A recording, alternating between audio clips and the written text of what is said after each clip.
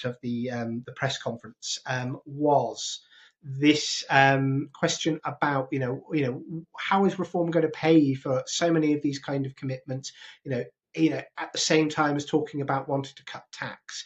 And it's a perfectly legitimate question. And he was compared to, isn't this all just trustonomics, that you want to spend more on your priorities in defence and policing, but you don't want to cut anything even as you're cutting taxes.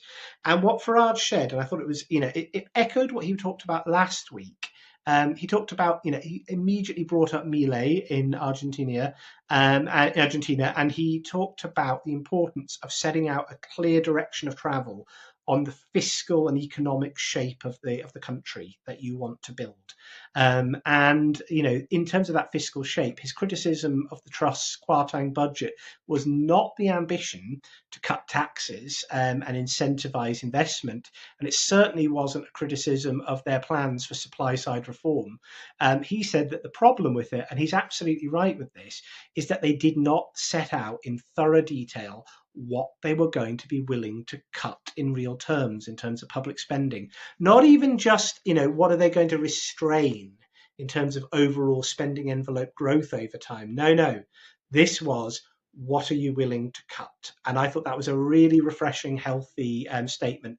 Nigel made clear that from his perspective, a reform government means, in net terms over time, a cut in the overall size of the state as a share of GDP.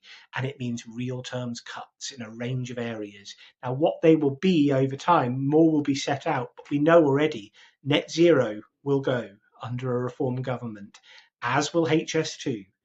As will a whole range of wasteful departmental spending priorities like DEI.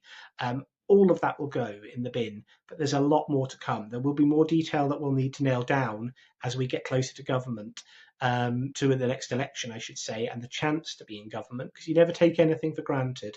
But there will be more detail to come. But I was very, very encouraged by Nigel once again setting out that he is not this high tax, high spend caricature that the Tories, remember them, that they're trying to paint him out as. It was a very good, solid answer. I just thought that today's conference really